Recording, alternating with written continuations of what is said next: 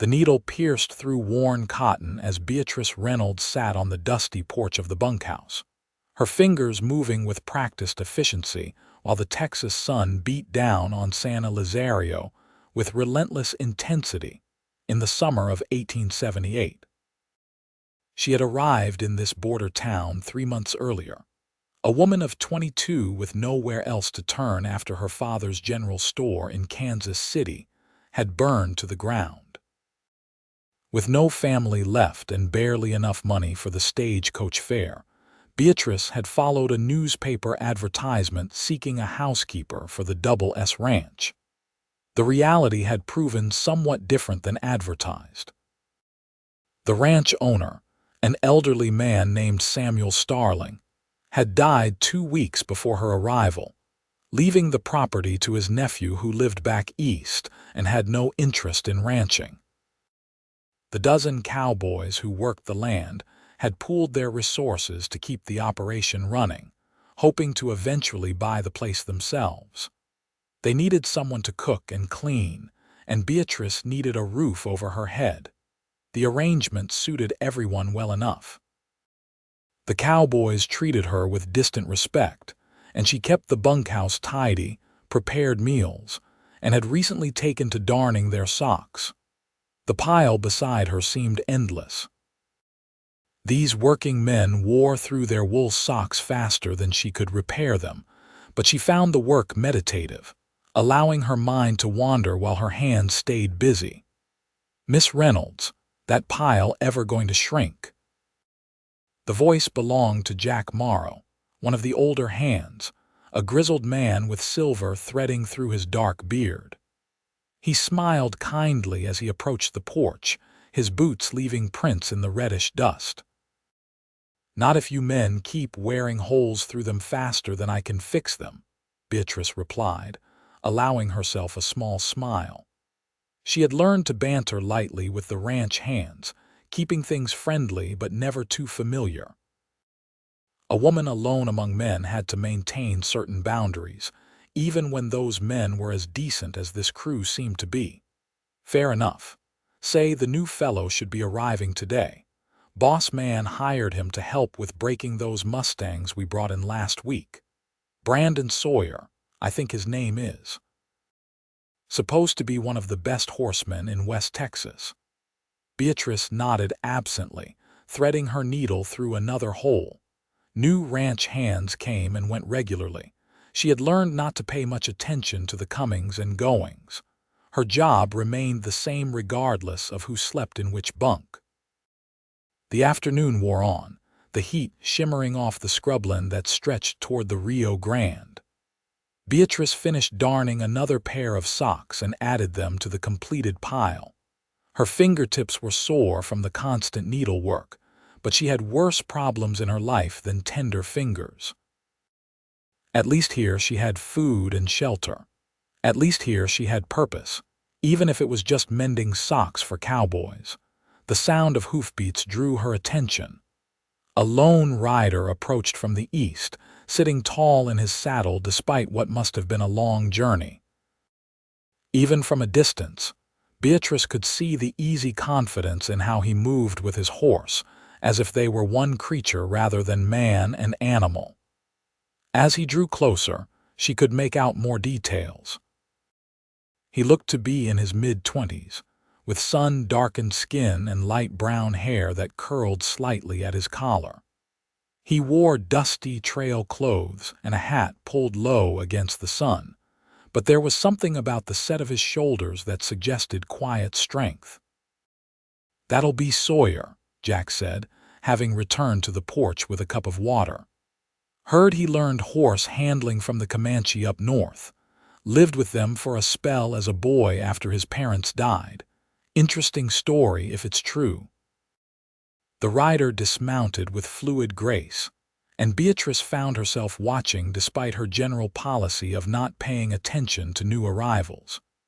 He was tall, broad-shouldered but lean, with the kind of build that came from hard physical work rather than excessive bulk. When he removed his hat to wipe his brow, she caught a glimpse of his face properly for the first time. He had strong features, weathered by sun and wind but still handsome in a rugged way. His eyes, she noticed with a small start, were a striking blue-green, the color of the shallow water she remembered from childhood summers at a lake in Missouri. Jack Morrow. His voice carried clearly across the yard, deep and steady. That would be me. You must be Sawyer. Welcome to the Double S. It is not much, but we work hard and pay honest wages. The two men shook hands, and Beatrice returned her attention to her darning, or at least pretended to. In truth, she found her gaze drifting back to the new arrival as Jack showed him around the property. There was something different about this one, though she could not quite name what it was. Perhaps it was simply that he seemed comfortable in his own skin in a way that many men were not, moving with purpose but without hurry. "Miss Reynolds does our cooking and mending," she heard Jack say as they approached the porch. "Miss Reynolds, this is Brandon Sawyer." Beatrice set down her needlework and stood brushing dust from her simple gray dress. "Mr. Sawyer, welcome to the ranch." When Brandon's eyes met hers, something flickered in their depths that made her breath catch slightly. He held her gaze for just a moment longer than was strictly polite, then tipped his hat respectfully. "Madam, pleased to make your acquaintance." "Mr. Sawyer will be staying in the far bunk," Jack continued. "The one that's been empty since Pete Henderson moved on. Supper is at 6, breakfast at 5. Miss Reynolds does not tolerate lateness or lack of manners at her table. I will keep that in mind." Brandon's eyes found Beatrice's again, and this time she thought she detected the hint of a smile.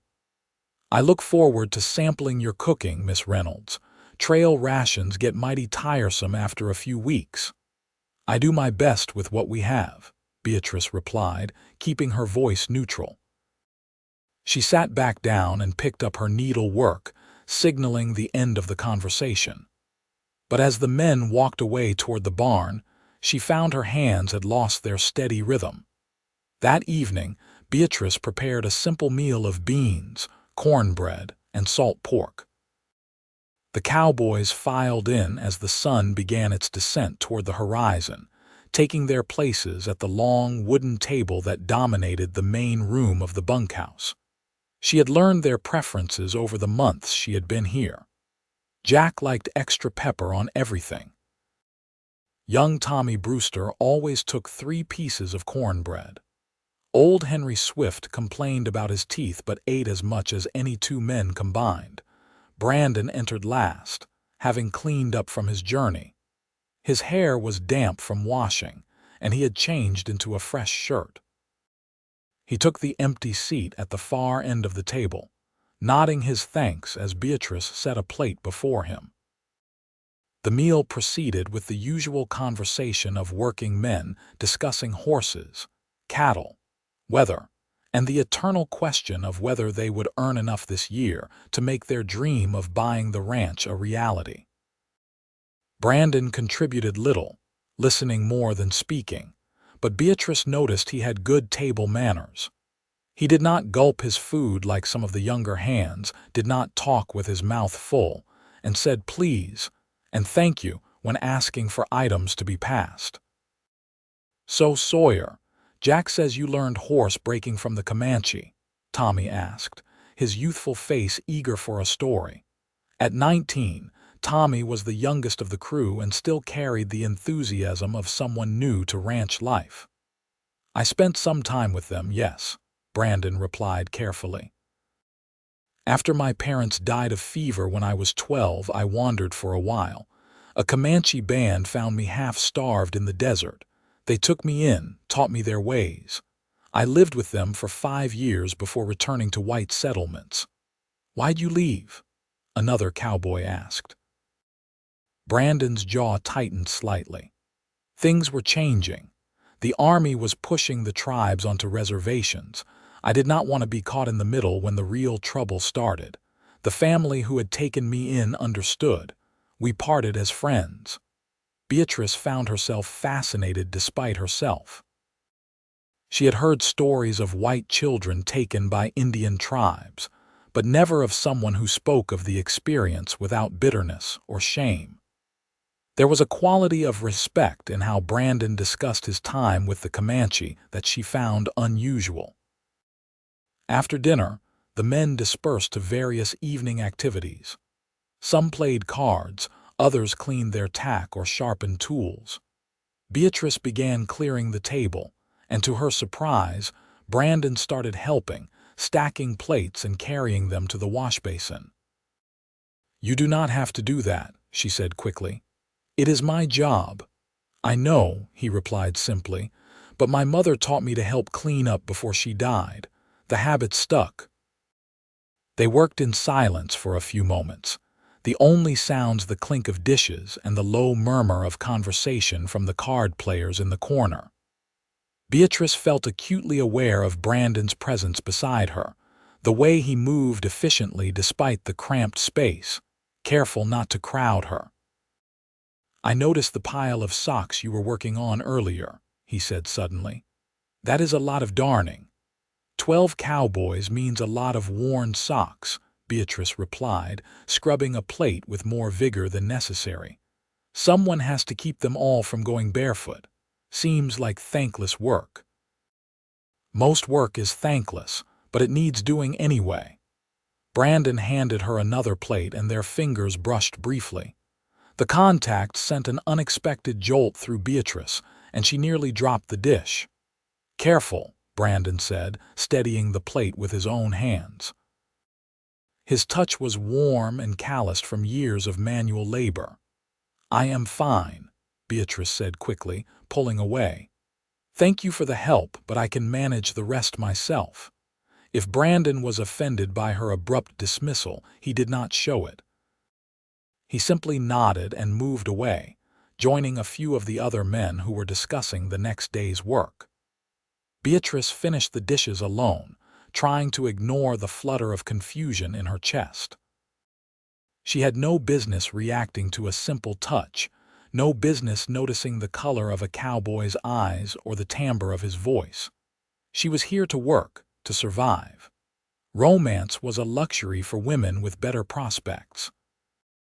But as she prepared for bed that night in her small private room off the kitchen, Beatrice found her thoughts returning to Brandon Sawyer, despite her best efforts to focus on more practical matters. There had been something in his eyes when he looked at her, a quality of genuine seeing that she rarely encountered. Most men looked past her or through her, seeing only the housekeeper, the servant. Brandon had looked at her as if she were a person worth noticing. She shook her head at her own foolishness. One polite conversation and a helped hand with dishes meant nothing. She had learned long ago that hoping for more than survival usually led to disappointment. The next morning arrived with the harsh clang of the breakfast bell. Beatrice had been up for an hour already, preparing eggs and bacon, setting out fresh bread and coffee. The cowboys stumbled in looking sleepy and rumpled, taking their places at the table with minimal conversation. Ranch work started early and ended late, leaving little energy for morning chattiness. Brandon entered with the others, his hair still damp from washing at the pump outside.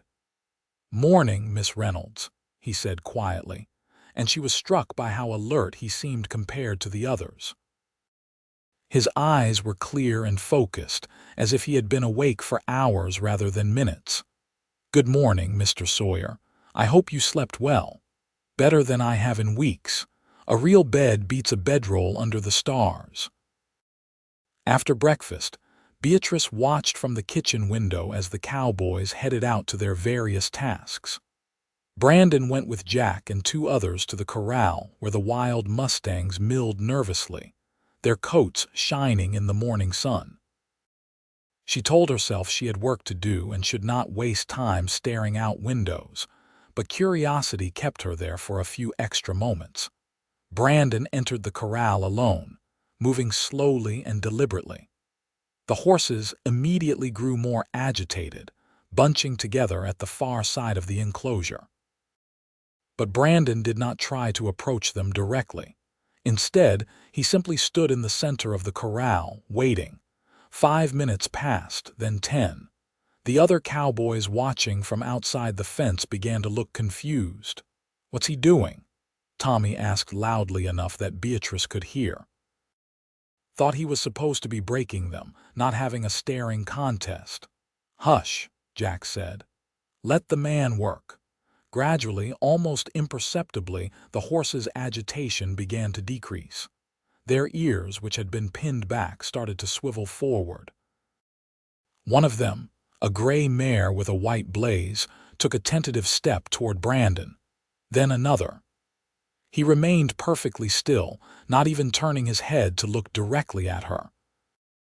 The mare approached until she was close enough to smell him, her nostrils flaring as she investigated this strange human who did not chase or threaten. Beatrice found herself holding her breath. She had seen horses broken before. It usually involved ropes, saddles, and a lot of bucking and fighting until the animal's spirit was worn down enough to accept a rider. This was something entirely different. Brandon slowly raised one hand. The mare tensed but did not flee. He touched her neck with just his fingertips, stroking gently. Even from the distance, Beatrice could see his lips moving, though she could not hear what he said. Whatever words he spoke, they seemed to work. The mare leaned into his touch, and within another few minutes, he had both hands on her, running them over her neck, her shoulders, her flanks. "I will be damned," she heard one of the cowboys say. He gentled her. Over the following days, Brandon continued his work with the Mustangs. It was slow, patient work that seemed to baffle some of the other ranch hands who were used to faster, more forceful methods. But the results spoke for themselves. Within a week, he had halters on 3 of the horses and was leading them around the corral. Within 2 weeks, he was riding the gray mare with nothing but a rope halter and his legs for guidance. Beatrice tried to focus on her own work, but found herself increasingly aware of Brandon's presence. He always thanked her for meals, always offered to help with heavy lifting when he saw her struggling with something. He was quiet but not unfriendly, and the other cowboys seemed to respect him despite his unconventional methods. One evening, as the sun painted the sky in shades of orange and purple, Beatrice sat on the porch with her eternal pile of darning. She had finished most of the socks and had moved on to mending torn shirts. Her eyes were tired from the close work, but she had only a few hours of good light left each day and needed to make the most of them. "Mind if I join you?"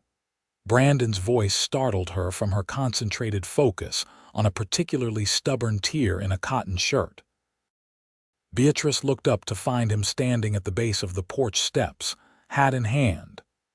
"It is a free porch," she replied, more sharply than she intended. Something about his presence unsettled her, made her feel off balance in a way she did not appreciate. If her tone bothered him, he did not show it. He climbed the steps and settled onto the far end of the bench she occupied, leaving a respectful distance between them. For several minutes they sat in silence, Beatrice darning and Brandon simply looking out at the desert landscape that stretched toward distant mountains.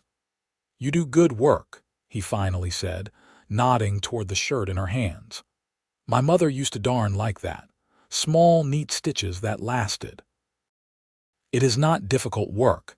Anyone could do it with a little practice." "Maybe. But not everyone would do it so carefully. You could rush through it, use bigger stitches, get done faster.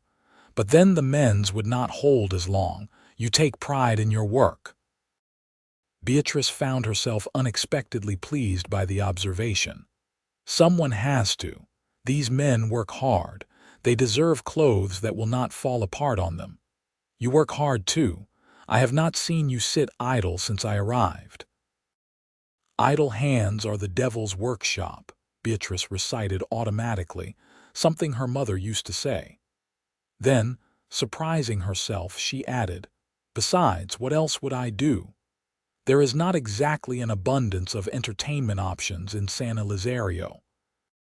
Brandon smiled at that, a genuine expression that reached his eyes and made him look younger. Fair point. Though I have always found the desert entertaining enough, always something to see if you know how to look. Rabbits at dusk, coyotes singing at night, the way the light changes the color of the mountains throughout the day. You sound like a poet. Just someone who has spent a lot of time alone with nothing but nature for company. You notice things. Beatrice set down her darning and looked at him properly. The Comanche taught you that, to notice things. They taught me a lot. How to track, how to read weather signs, how to move quietly, how to understand horses. But mostly they taught me to pay attention, to watch and listen before acting. It has served me well. Do you miss it, that life? Brandon was quiet for a long moment, his gaze distant. Sometimes. It was simpler in some ways, harder in others. But the people who took me in, they were good people. They did not have to help a starving white boy, but they did. I owe them a debt I can never repay. Why did you really leave? Beatrice asked, then immediately regretted the personal question. I apologize. That is none of my business. No, it is all right. Brandon shifted on the bench, his expression thoughtful. I left because I could see what was coming. The buffalo were already mostly gone. The army was getting more aggressive about forcing tribes onto reservations. I did not want to watch the people who saved my life lose everything. And truthfully, I did not know if I could stand by and do nothing while it happened. Leaving seemed like the only option that would not end with me dead or in prison. The honesty in his voice struck Beatrice. She had expected a sanitized story, the kind of tale men told to make themselves sound heroic. Instead, Brandon spoke with a kind of raw truthfulness that she rarely encountered. That must have been very difficult, she said quietly. Leaving people you cared about. It was. But sometimes the right choice is not the easy one. He turned to look at her directly. What about you, Miss Reynolds? What brought you to San Elizario? Beatrice hesitated. She had told the basic facts of her story to Jack when she first arrived, but she had not elaborated. Something about the fading light and Brandon's patient presence made her want to share more. My father owned a general store in Kansas City. After my mother died when I was 16, it was just the two of us. We managed well enough for a few years. Then last year there was a fire. The store burned to the ground. Father had let his insurance lapse because money was tight. We lost everything. She paused, her throat tight with remembered grief. He took ill shortly after. The doctor said it was pneumonia, but I think it was a broken heart. He had built that store from nothing, and watching it burn broke something in him. He died 2 months after the fire. I am sorry, Brandon said simply. That is a heavy burden of loss for one person to carry. I had a little money from selling what we salvaged. Enough for a stagecoach ticket and a few weeks of room and board. I saw the advertisement for a housekeeper position here, and it seemed like fate, or at least like my only option. She managed a weak smile. Turns out the job was not exactly what was advertised, but it worked out well enough. The men here have been decent to me. More than decent, I would say. They respect you. I can see it in how they act around you, how they speak of you when you are not present. Beatrice felt warmth rise to her cheeks. They are good men, most of them, a bit rough around the edges, but honest. Still, it cannot be easy. A woman alone among so many men. Do you ever think about leaving? Finding a position in a town, maybe, with a family? Sometimes, Beatrice admitted. But I have a measure of independence here that I might not have elsewhere. I answer to no single employer. The men pay me collectively, and they consult me on household decisions.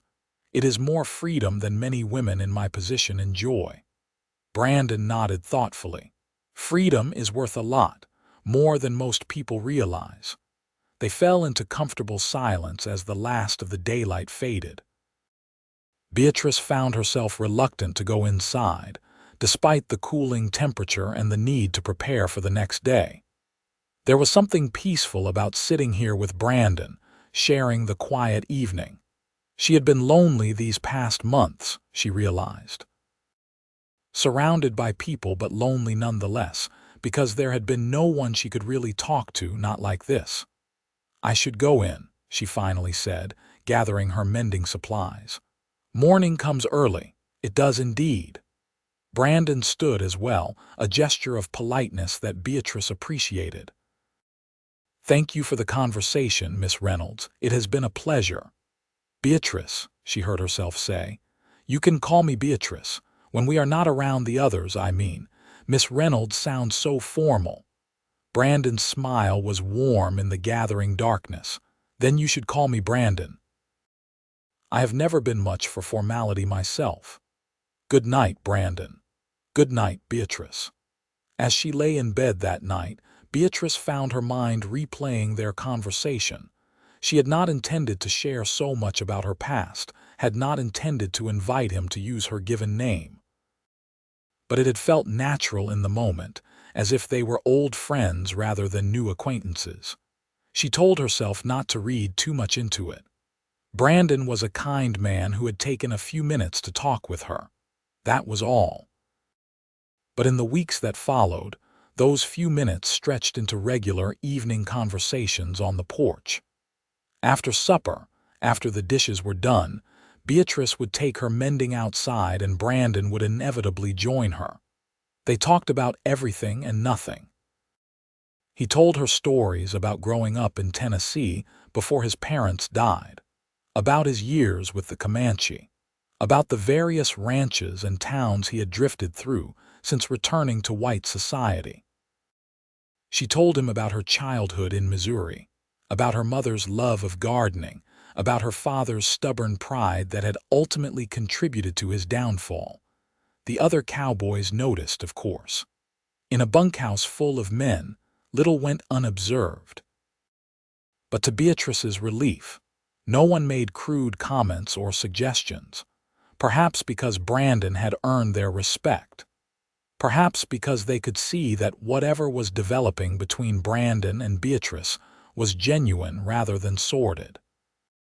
Jack mentioned it once, catching Beatrice alone in the kitchen one afternoon. "Sawyer seems like a good man," he said carefully, "steady, honest, the kind who would treat a woman right." Beatrice felt her cheeks warm. "We are just friends." "For now, maybe," Jack smiled kindly. "But I see how he looks at you, Miss Reynolds, and I see how you look at him when you think no one is watching. There is nothing wrong with that. You deserve some happiness. You have certainly earned it." "I do not know what you mean," Beatrice protested weakly. "Sure you do not." Jack's smile widened. "Just do not wait too long to figure it out. Good men do not stay unattached forever." The conversation left Beatrice unsettled. Was her growing affection for Brandon really so obvious? And more importantly, was Jack right about how Brandon looked at her? She had noticed his attention, the way his eyes would seek her out across a crowded room, the way he always seemed to be nearby when she needed help with something heavy or difficult. But she had convinced herself she was imagining things, reading too much into simple kindness. That evening, as she sat on the porch with her darning, she found herself paying closer attention to Brandon when he joined her. The way his face lit up when he saw her. The way he positioned himself on the bench, close enough for easy conversation but still respecting her space. The way he listened when she spoke, really listened as if her words mattered. "You are quiet tonight," Brandon observed after they had been sitting in silence for longer than usual. "Everything all right, just thinking," Beatrice replied, threading her needle through another hole in a sock. This particular pair belonged to Brandon himself. She had collected his laundry with the others, and when she discovered 3 pairs of his socks needed darning, she had set them aside to work on personally. Now, with him sitting beside her, She felt almost embarrassed to be working on his personal items. "Dangerous pastime, thinking," Brandon said lightly. "What are you thinking about?" Beatrice considered lying, giving some innocuous answer. Instead, she found herself saying, "About how strange life is. 6 months ago, I was in Kansas City, working in my father's store, thinking I would probably live and die in that town. Now I am in Texas, darning socks for cowboys and talking to a man who was raised by Comanche. It is not exactly the life I imagined for myself. Is that a bad thing? I do not know. It is just different, unexpected." Brandon was quiet for a moment. "I understand that. I have spent most of my life in unexpected places doing unexpected things. But I have learned that unexpected does not mean wrong. Some of the best things in life are the ones we did not plan for." "Like what?" Beatrice asked, genuinely curious. "Like being taken in by the Comanche. I was terrified at first, certain they were going to kill me. Instead, they gave me a family, taught me skills that have served me ever since. If things had gone according to plan, I would have died in that desert. The unexpected saved my life." He paused, his gaze intent on her face. "Like meeting you. I took this job expecting hard work with horses and nothing more. I did not expect to meet someone who would make me look forward to the end of each day, who would make me think about staying in one place instead of drifting on when the work is done." Beatrice's needle stilled. Her heart was beating faster than it should. "Brandon, I am not saying this to make you uncomfortable," he continued quickly. "I just think life is too short and too uncertain to not be honest about how I feel. I admire you, Beatrice. Your strength, your dedication, the way you take pride in even the smallest tasks, the way you keep going despite everything you have lost. I think about you far more than I probably should." The sock fell from Beatrice's lap as she set down her needle with shaking hands. "I think about you too," she admitted quietly. "More than I want to, more than is probably wise. Why is it not wise? Because I cannot afford to hope for things that might not happen, because I have responsibilities here, because—" She trailed off, unsure how to articulate the tangle of fear and desire in her chest. "Because you are afraid of being hurt again," Brandon finished gently. "Of losing someone else you care about." "Yes," Beatrice whispered. "Exactly that." Brandon shifted closer on the bench, though he still did not touch her. "I cannot promise that nothing bad will ever happen. I cannot promise that life will not throw more hardships our way. But I can promise that if you give me a chance, I will do everything in my power to be worthy of your trust. I will work hard, treat you with respect, and never take for granted what a gift it is to have you in my life." Tears pricked at Beatrice's eyes. When was the last time someone had spoken to her with such earnest sincerity? When was the last time she had felt truly seen, truly valued? "I do not know how to do this," she said, her voice cracking slightly. "It has been so long since I let myself care about anything except survival.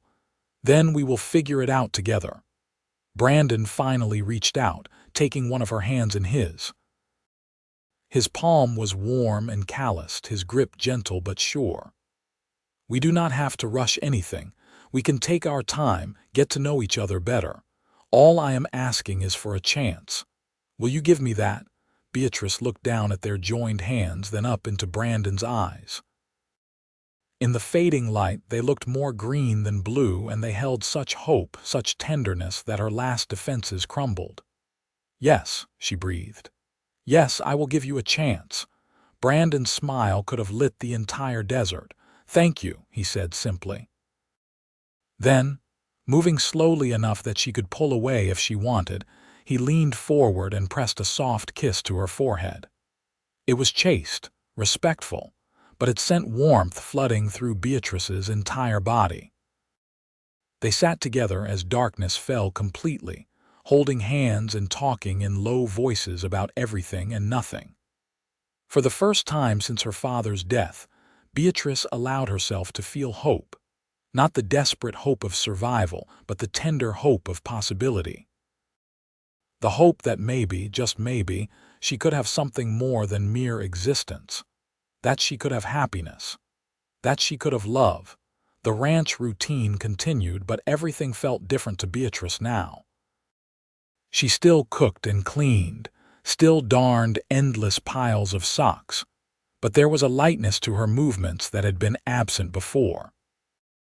Brandon still worked with the horses, still pulled his weight with all the ranch tasks, but he always made time to talk with her, to help her with heavy chores, to simply be near her.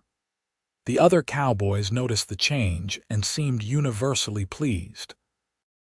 Old Henry Swift actually smiled at her one morning, a rare occurrence from the usually dour man. Young Tommy started teasing Brandon good-naturedly about being sweet on the housekeeper. Even Jack, who had always been kind, seemed more relaxed around them, as if he was relieved that two people he cared about had found some measure of joy. 6 weeks after their conversation on the porch, Brandon asked Beatrice to take a walk with him on a Sunday afternoon when the ranch work was lighter. They strolled beyond the buildings to where the scrubland stretched uninterrupted toward the horizon. The day was warm but not oppressively hot, and a light breeze carried the scent of sage and dust. "There is something I want to show you," Brandon said, guiding her toward a small rise. When they crested it, Beatrice gasped. Spread below them was a valley she had not known existed, and in its center was a small stream fed by a spring. Cottonwood trees grew along its banks, their leaves rustling in the wind, and the water sparkled in the afternoon sun. "I found this place a few weeks ago while tracking a stray," Brandon explained. "I have been meaning to bring you here. I thought you might like it." "It is beautiful," Beatrice breathed.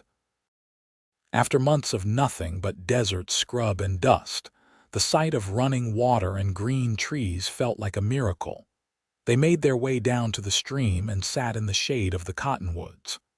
The sound of the water was soothing, and birds chirped in the branches above them. It felt like a different world from the harsh reality of ranch life.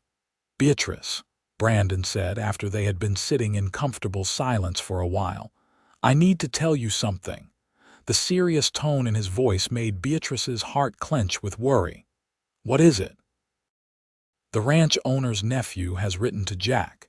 He has decided to sell the property. He has found a buyer willing to pay a good price, more than the Cowboys can afford to match. The sale will likely go through within the next 2 months. "Oh."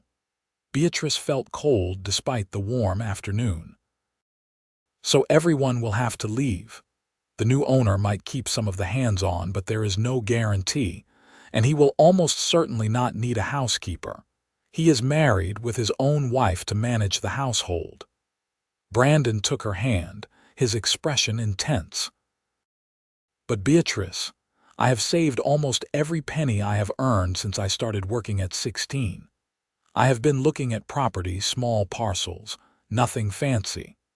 There is a place about 20 miles from here, near Fabin's. 20 acres with water rights and a small cabin. It needs work, but it is solid. I can afford to buy it, and I can make a living breaking and training horses. I have already had inquiries from ranches in the area." Beatrice's mind raced, trying to understand what he was telling her. "That sounds like a good opportunity for you." "For us," Brandon corrected. "If you will have me. Beatrice Reynolds, I know we have not known each other long by some measures, but I have lived enough life to know that time is not always the best measure of connection. I know what I feel in my heart, and what I feel is love. I love you. I love your strength and your kindness. I love the way you find dignity in simple work. I love your laughter, which is rare enough to be precious.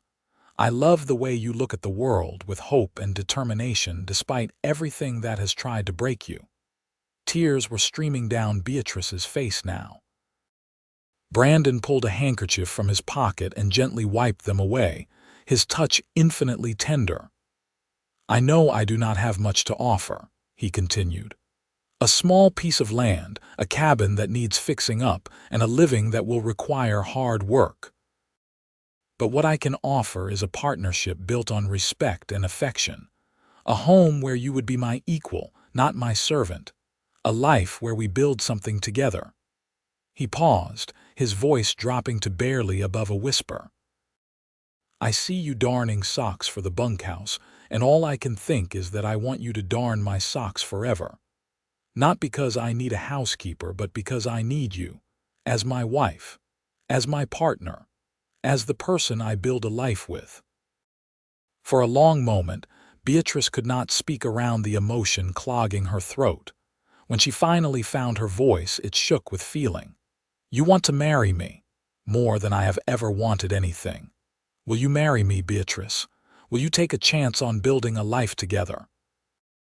All the fear, all the walls she had built around her heart, crumbled away. What was left was simple and true. She loved this man.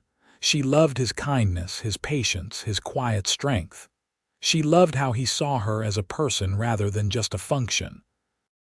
She loved the future she could glimpse when she was with him, a future that held partnership and respect and genuine affection. "Yes," she said, her voice growing stronger. "Yes, I will marry you. I will darn your socks and build a life with you and take that chance. I love you, Brandon Sawyer." Brandon's answering smile was radiant. He cupped her face in his hands and kissed her properly for the first time. It was soft and sweet and full of promise, and Beatrice felt as if she were flying. When they finally pulled apart, both breathing a bit hard, Brandon rested his forehead against hers. "I will spend the rest of my life making sure you never regret this decision," he murmured. "I know," Beatrice replied, because she did know.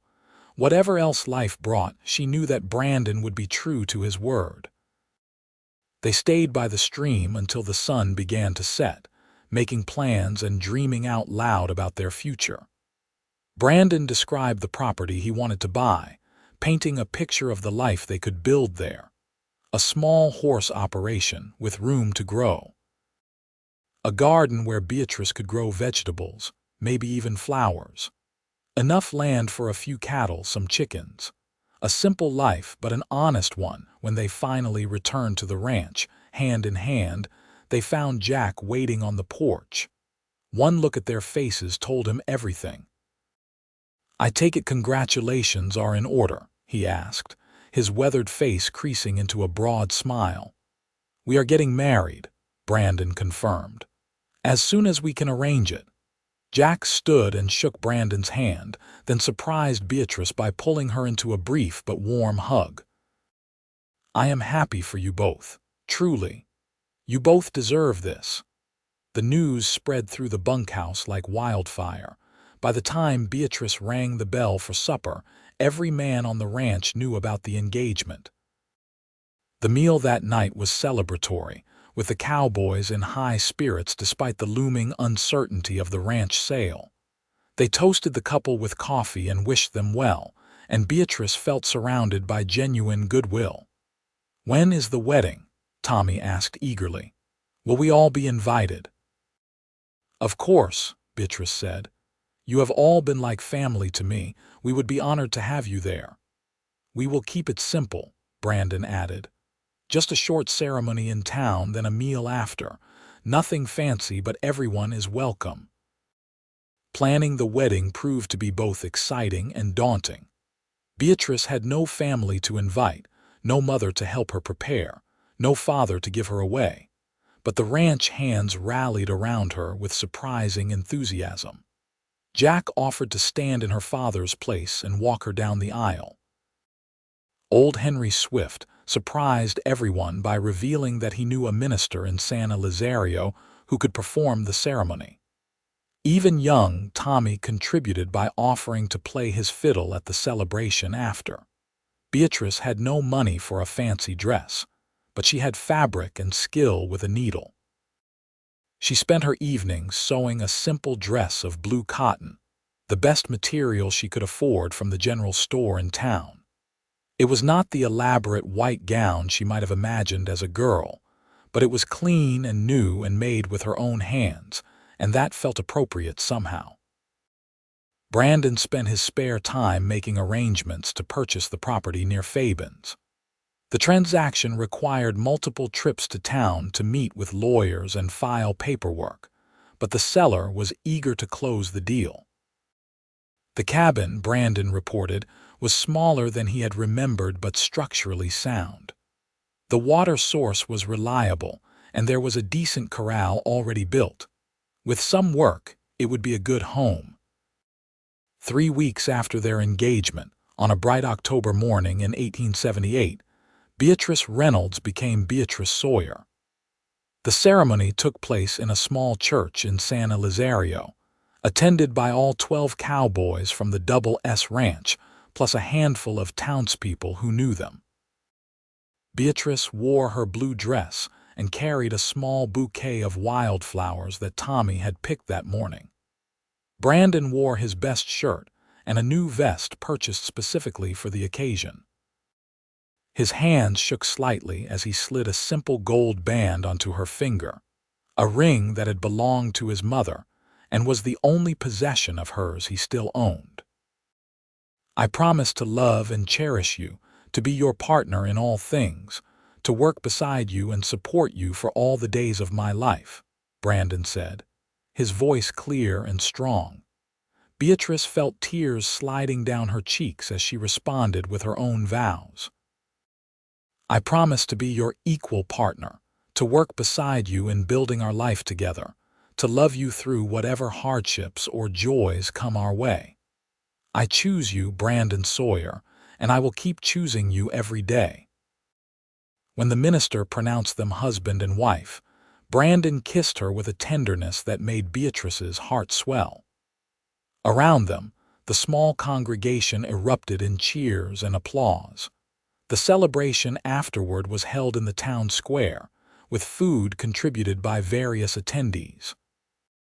Someone had brought a pig for roasting, and there was bread and vegetables, and even a cake that the minister's wife had baked. Tommy played his fiddle with surprising skill, and several couples danced in the fading light. It was simple and heartfelt, and Beatrice felt more joy than she had experienced in years. As the sun set and the celebration began to wind down, Brandon and Beatrice said their goodbyes to the ranch hands. There were hugs and handshakes and promises to visit. Jack gripped Brandon's shoulder firmly. "You take care of her, you hear? She is special." "I know she is," Brandon replied. "I will spend my life proving myself worthy of her." To Beatrice, Jack said quietly, "You be happy, Miss Reynolds, or I suppose it is Mrs. Sawyer now. You have earned every bit of happiness you can grab onto."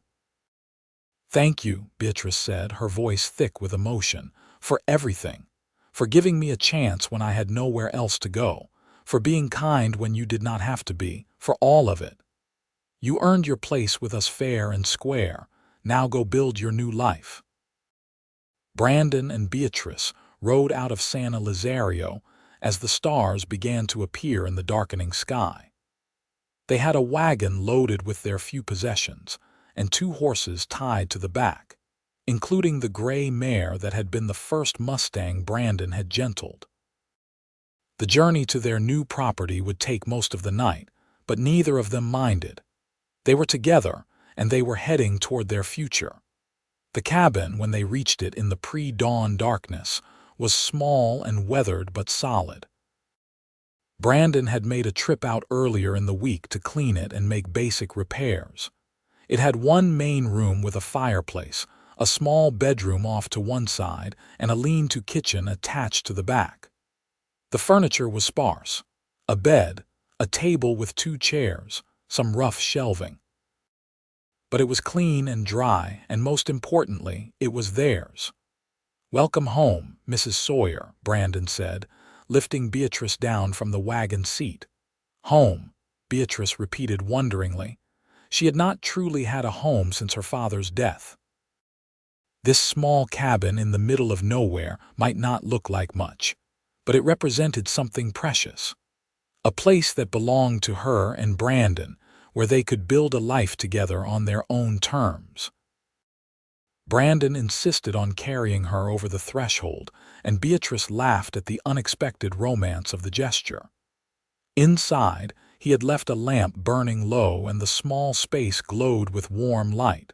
He set her down gently, his hands lingering at her waist. "I love you," he said simply. "I love you too," Beatrice replied, and then there was no more need for words.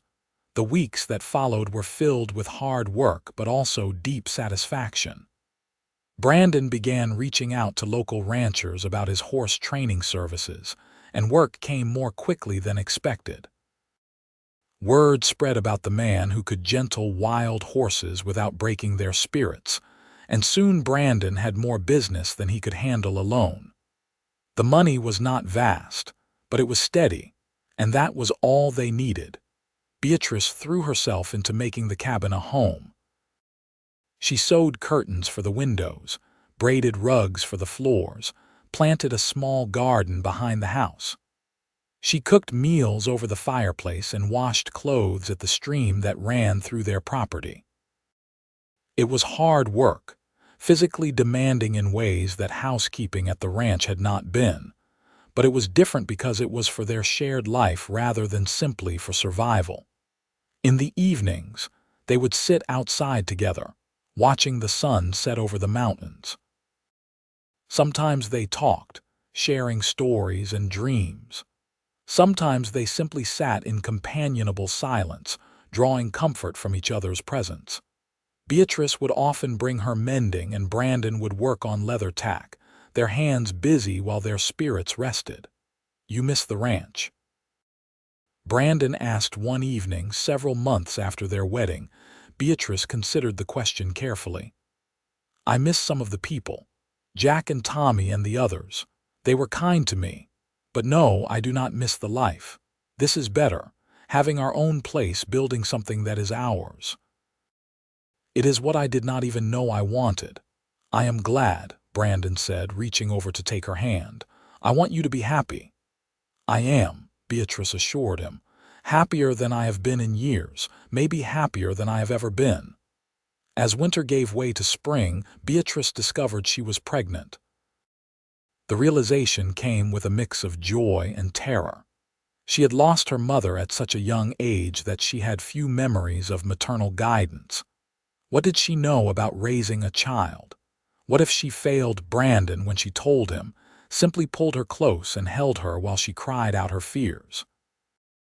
"You will be a wonderful mother," he said firmly.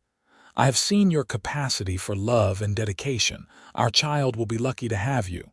"Our child," Beatrice repeated, letting the words sink in. "We are going to have a baby." "We are," Brandon confirmed, his voice full of wonder. "A family. We are going to be a family." The pregnancy progressed smoothly, though Beatrice found the physical discomforts challenging. The summer heat seemed more oppressive than usual, and the morning sickness that should have faded after the first few months lingered stubbornly. But Brandon was attentive and patient, taking on extra household tasks without being asked, making sure she rested enough and ate properly. In early September, after a long labor attended by a midwife from the nearest town, Beatrice gave birth to a healthy boy. They named him Thomas, after Beatrice's father, with Brandon's surname. Thomas Sawyer entered the world with a lusty cry that announced his presence unmistakably. Holding her son for the first time, Beatrice felt overwhelmed by love so fierce it almost hurt. This tiny person, with his scrunched-up face and grasping fingers, was part of her and part of Brandon. He was proof that life could bring joy as well as sorrow, that starting over could lead to something beautiful. "He is perfect," Brandon whispered, his finger traced gently along Thomas's tiny hand. The baby immediately gripped Brandon's finger with surprising strength, and Brandon's eyes grew wet. "Hello, son. I am your father and I promise to do my best by you." The early months of parenthood were exhausting. Thomas was a demanding baby, waking frequently through the night and requiring constant attention during the day. But Brandon threw himself into fatherhood with the same patient dedication he brought to everything else. He would walk the floor with Thomas when the baby was fussy, sing Comanche lullabies that his adoptive mother had taught him, and change diapers without complaint. Most men would not do this, Beatrice observed one night, watching Brandon soothe their crying son with practiced movements. "Most men are fools," Brandon replied simply. "He is my child as much as yours. Why should you bear all the burden?" It was that attitude, that genuine partnership, that made Beatrice fall more deeply in love with her husband every day. They were not simply playing traditional roles, with him working outside and her working inside. They were truly partners, sharing the load, supporting each other, making decisions together. When Thomas was 6 months old, Jack and 3 other cowboys from the Double S Ranch came to visit. The ranch had indeed been sold, and all the original hands had been let go. Jack had found work at another ranch nearby, while the others had scattered to different opportunities. But they had wanted to see Brandon and Beatrice, to meet the baby, to reconnect with people who had been important to them. "Look at this place," Jack said admiringly, surveying the property. In the year since Brandon and Beatrice had bought it, they had made significant improvements. A new barn stood where there had only been a leaning shed. The corral had been expanded and reinforced. The cabin had a new porch and fresh whitewash. The garden was thriving, with neat rows of vegetables and even some flowers. "You have built something real here." "We have worked hard," Brandon acknowledged, "but it has been worth it. We have a good life." "That you do," Jack agreed, watching Beatrice bounce Thomas on her hip while talking with the other cowboys. "That you surely do. I am glad things worked out for you both." That evening, they had a celebration dinner that reminded Beatrice of meals at the ranch. The men laughed and told stories and made a fuss over Thomas. It was good to reconnect with these people who had been part of an important chapter in her life.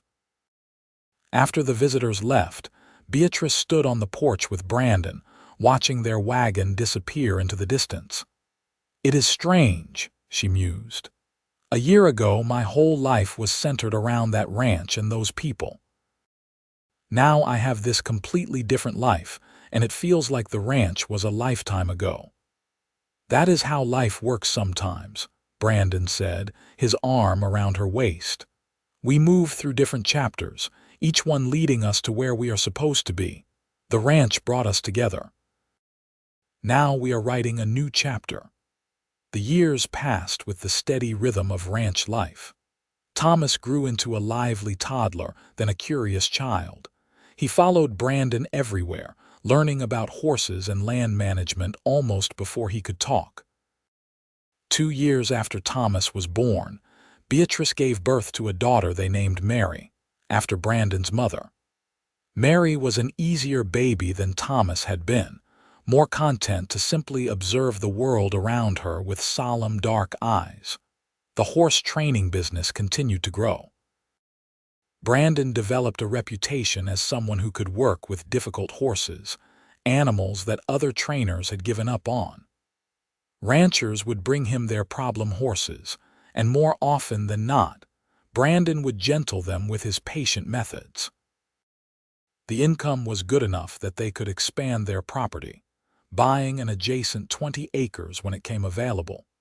Beatrice's days were full of cooking and cleaning and child rearing, and all the endless tasks that came with running a household. But unlike her days at the ranch, this work felt meaningful in a different way. She was not just maintaining a space for others, she was building a home for her family. When she darned socks now, they were her husband's socks, her children's socks, socks that belonged to people she loved beyond measure. One evening, when Thomas was 6 and Mary was 4, Brandon came in from working with a particularly stubborn horse looking tired and discouraged. It was rare to see him defeated by anything, and Beatrice felt concerned. "What is wrong?" she asked, setting aside the shirt she was mending. "That bay gelding the Martinez family brought over. I have been working with him for 2 weeks and I cannot seem to reach him. He has been abused, I think. Someone used harsh methods on him and now he trusts no one. I'm not sure I can help him." "You will figure it out," Beatrice said with certainty. "You always do. You have a gift for seeing what others miss." "I am not so sure this time. Some damage runs too deep." Beatrice stood and wrapped her arms around her husband. "Some damage does run deep, but I am living proof that it is possible to heal from even terrible losses. When I came to the Double S Ranch, I was broken. I had lost everything that mattered. I was just going through the motions of survival. Then you saw me, really saw me, not just as a housekeeper but as a person. You were patient and kind and you gave me time to heal. You showed me that it was possible to build something new from the ruins of the old. If you could do that for me, you can do it for a horse." Brandon pulled back slightly to look into her eyes. "You did as much for me, you know. Before I met you, I was drifting, never staying anywhere long, never putting down roots. I did not think I deserved a real home, a family. You showed me that I could have those things, that I could be more than just a wanderer. Then we saved each other," Beatrice said softly. "And you will save that horse too. You just need to keep believing in him, the way you believed in me." The next morning, Brandon returned to working with the bay gelding with renewed determination.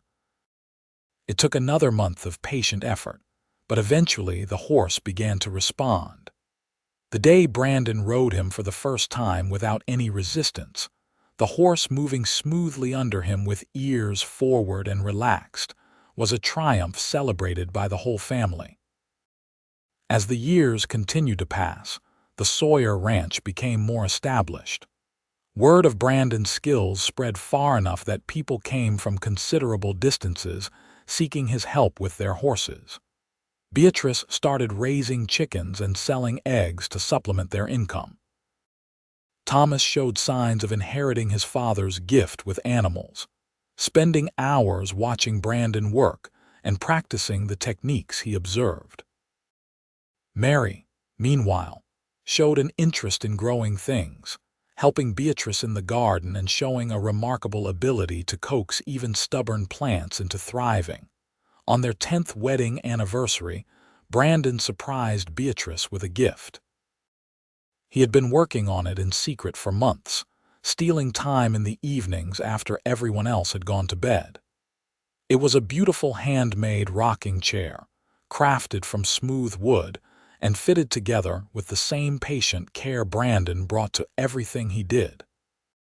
"For you," he said simply, presenting it to her on the porch where they had shared so many evenings together. "For all the hours you have spent mending and darning, keeping our family clothed and cared for. You deserve a comfortable place to sit while you work." Beatrice ran her hands over the chair's smooth arms, overwhelmed by the thoughtfulness of the gift. "It is beautiful. You made this with these hands," Brandon confirmed. "I wanted to give you something that showed how much I appreciate everything you do. You hold our family together, Beatrice. You are the heart of this home, and you are its foundation," Beatrice replied. "We built this life together, Brandon.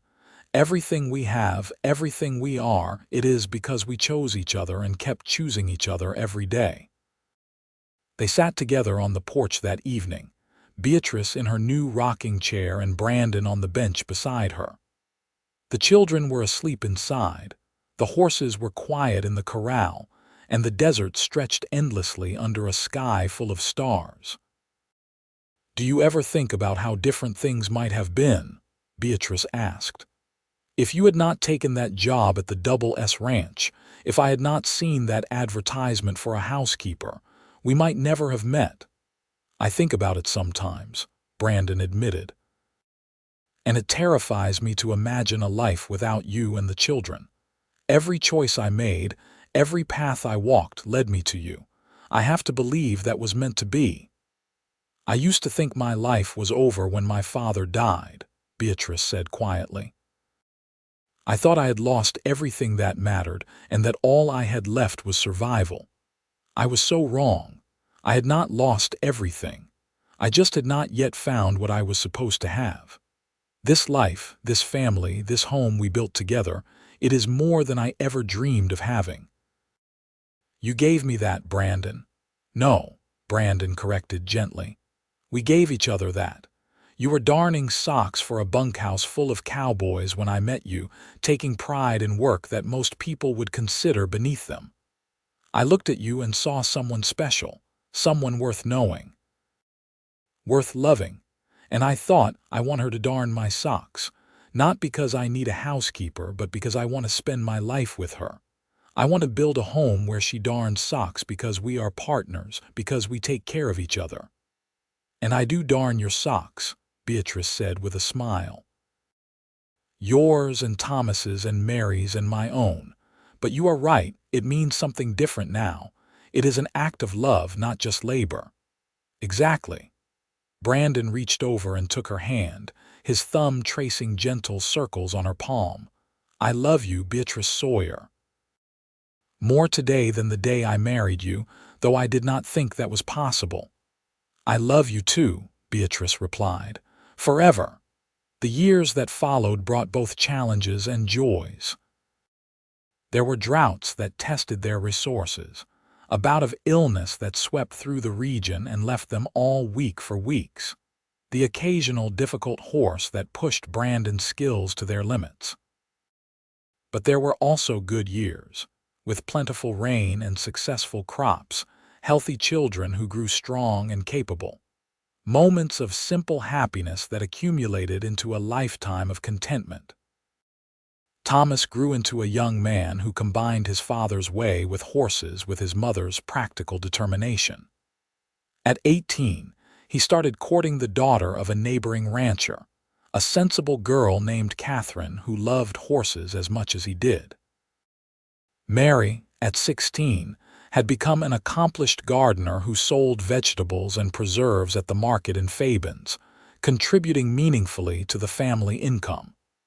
Where did the time go? Beatrice asked Brandon one evening. They were in their early 40s now, with silver threading through their hair and lines around their eyes that spoke of years spent squinting into the sun. But they were healthy and strong, still working side by side every day. Into this, Brandon replied, gesturing at the property around them.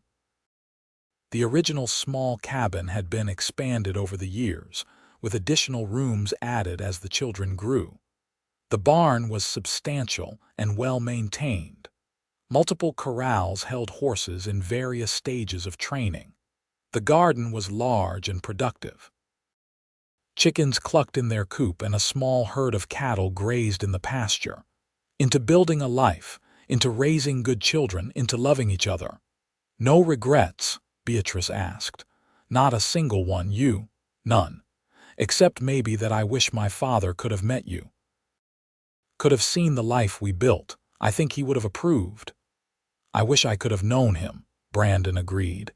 Any man who raised a daughter like you must have been special. Another few years passed, and true to everyone's expectations, Thomas married Catherine.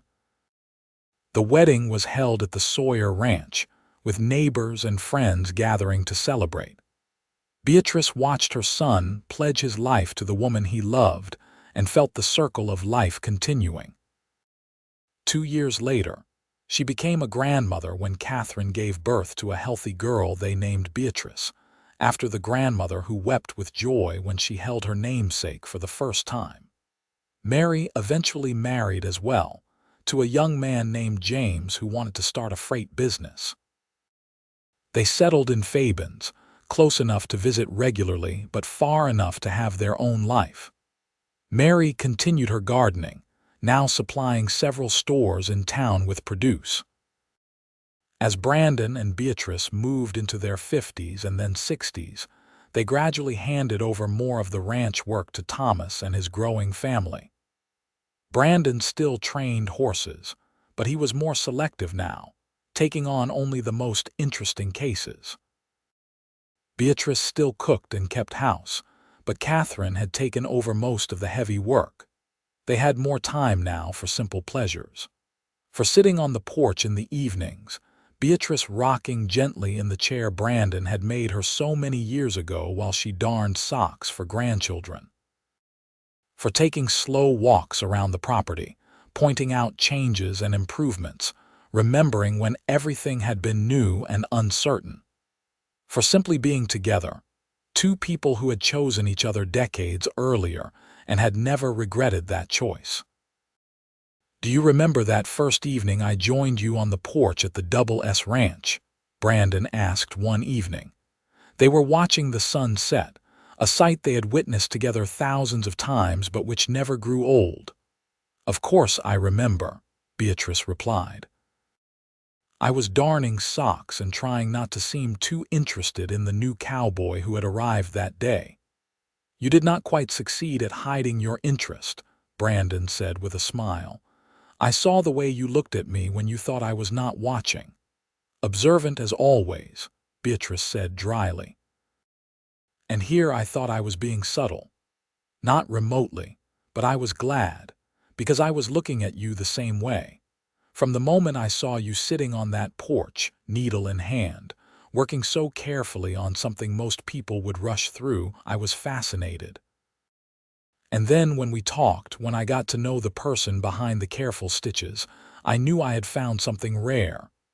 "We found each other," Beatrice corrected. "Two people who both needed to be found. True enough." Brandon was quiet for a moment, then added, "I proposed to you by that stream, do you remember? I told you I wanted you to darn my socks forever." "I remember every word," Beatrice assured him. "You said you saw me darning socks for the bunkhouse, and all you could think was that you wanted me to darn yours forever. As your wife, as your partner." "And you have," Brandon said, his voice full of emotion. "For over 40 years now, you have been my wife, my partner, my best friend, my love. You have darned my socks, raised our children, built this life with me. You have been everything I asked for and so much more." Beatrice reached over and took his hand, their fingers intertwining with the ease of long practice. "You gave me a life when I thought I had nothing left. You gave me a home, a family, a purpose beyond mere survival. You showed me that love does not always come when we expect it or look how we imagine. Sometimes it comes in the form of a cowboy with kind eyes who offers to help with dishes. Sometimes it comes in the form of a woman darning socks on a porch, finding dignity in simple work," Brandon replied.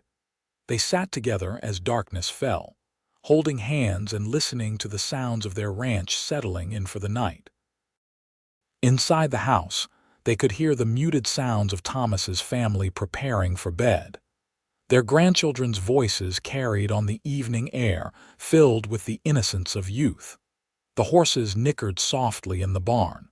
A coyote called in the distance, and another answered. "This is a good life we built," Beatrice said quietly. "The best life," Brandon agreed. "Everything I ever wanted and more than I dared to hope for." As the years continued their steady march forward, Brandon and Beatrice aged gracefully, still deeply in love, still working side by side in the way they always had. They watched their grandchildren grow, celebrated the arrival of great-grandchildren, saw their small horse training operation become a respected business that Thomas continued to build upon.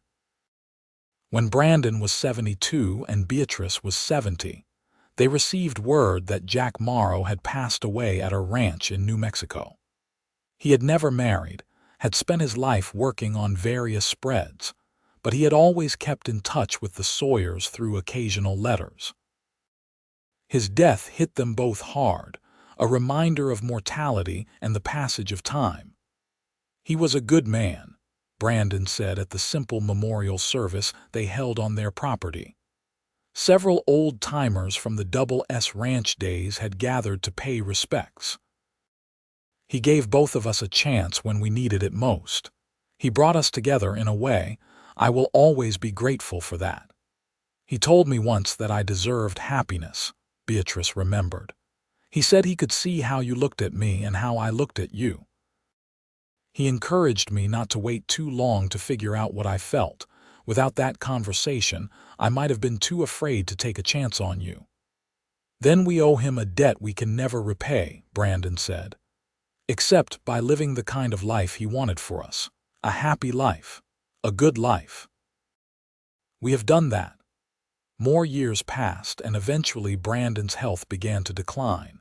Nothing dramatic, just the slow wearing down that comes with age. His joints ached more. He tired more easily. But his mind remained sharp, and his love for Beatrice never wavered. On a warm spring evening, when Brandon was 78 and Beatrice was 76, they sat on their porch as they had done thousands of times before. The ranch was quiet, with Thomas and his family having their dinner in the main house, while Brandon and Beatrice enjoyed the small cottage they had moved into a few years earlier, when the main house got too crowded. "I have been thinking," Brandon said slowly, "about all the ways my life could have gone differently. If the Comanche had not found me, I would have died in the desert as a boy.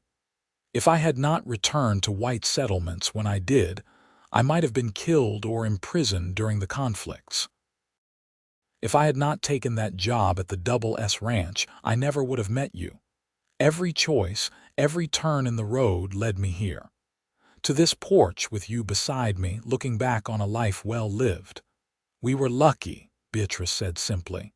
"Lucky to find each other. Lucky to have the time we have had." "It was more than luck," Brandon countered. "It was choice.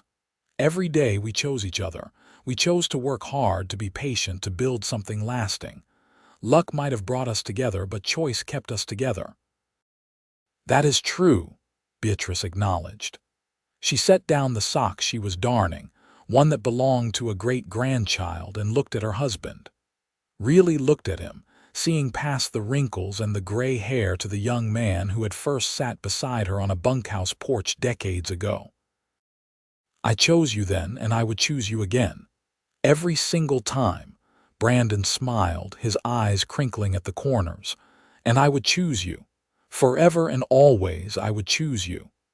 They sat in companionable silence as the stars began to appear in the darkening sky. Inside the main house, their family went about their evening routines, the family that existed because two people had taken a chance on love. The ranch that surrounded them, built from nothing into something substantial, stood as a testament to their hard work and dedication. But more than the physical property, more than the business or the buildings, they had built a life of genuine partnership and abiding love. "Do you remember what I said when I proposed?" Brandon asked after a while. "Every word," Beatrice replied. "You said you wanted me to darn your socks forever, as your beloved wife." "And you have," Brandon said softly. "You have darned my socks and so much more. You have been my beloved wife, my trusted partner, my dearest friend. You have given me a life beyond my wildest dreams." "We gave each other that life," Beatrice corrected gently, just as she had so many times over the years. "It was always we, never just you or just me. We were a team." "The best team," Brandon agreed.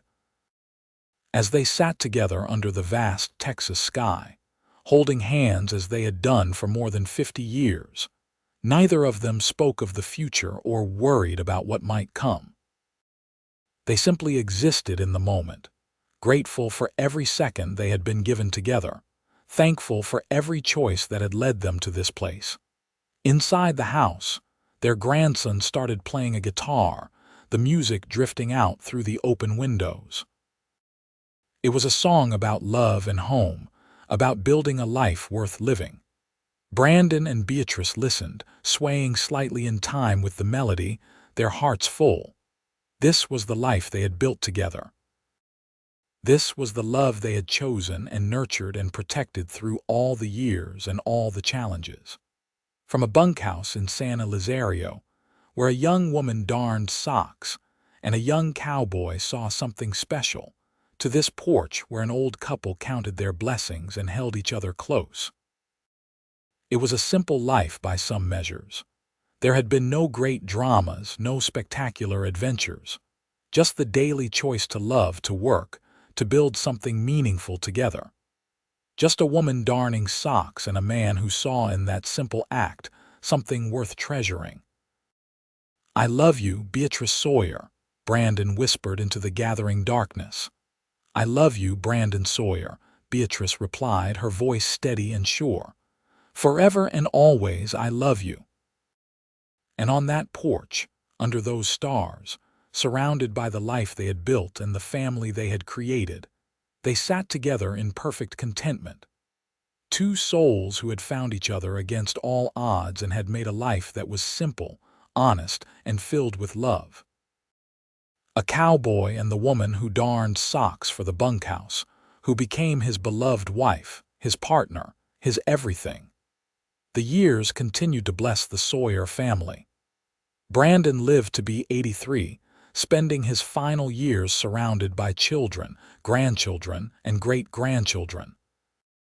He died peacefully in his sleep one autumn night, with Beatrice holding his hand just as she had held it for so many decades. At his funeral, the church in Fabens was filled to capacity with people whose lives he had touched, horse trainers who had learned from his gentle methods, ranchers whose difficult animals he had transformed, family members who had benefited from his patient wisdom and steady love. Beatrice lived another 5 years after Brandon's passing, staying in the small cottage on the ranch that had been their home. She remained active and engaged with her family, still darning socks for great-grandchildren, still tending a small garden, still rocking in the chair Brandon had made for her so many years ago. She spoke often of her husband, keeping his memory alive for the youngest generation who had barely known him. "Your great-grandfather was the finest man I ever knew," she told her great-grandchildren. "He saw me when I was lost and gave me reason to hope. He loved me every day of our life together, not with grand gestures but with steady presence and unwavering support. That is what love is, children. Not flowers and poetry, though those are nice. Real love is showing up every day doing the work, choosing each other over and over again." On a spring morning just after her 88th birthday, Beatrice passed away quietly in her cottage, a smile on her face. They found her in her rocking chair with a half-darned sock in her lap, and a letter from Brandon she had saved for 50 years, spread on the table beside her. The letter was worn from being read countless times, but the words were still clear. "You are my heart, my home, my everything. I will love you until my last breath and beyond." The family buried Beatrice beside Brandon on a hill overlooking the ranch they had built together. At the funeral, their children and grandchildren and great-grandchildren shared stories about the love that had created and sustained their family. About two people who had found each other in the hardscrabble world of the West Texas desert and had built something lasting. About a woman who darned socks, and a man who saw in that simple act a metaphor for the kind of careful, dedicated love he wanted to build a life upon. The ranch continued to thrive under Thomas's management, and eventually passed to his children and their children. The Sawyer name became synonymous with honest horse training and fair dealing. But more than the business success, more than the property or the money, the family inherited something more valuable: the example of what real love looked like, of what it meant to be true partners, of how to build a life of meaning and purpose. Years later, one of Beatrice's great-great-granddaughters found an old journal in the cottage, filled with Beatrice's careful handwriting.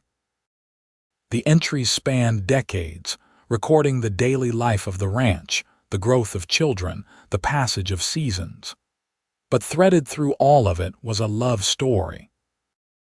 The story of a woman who had lost everything and a man who had drifted without purpose, who found each other and chose to build something beautiful together.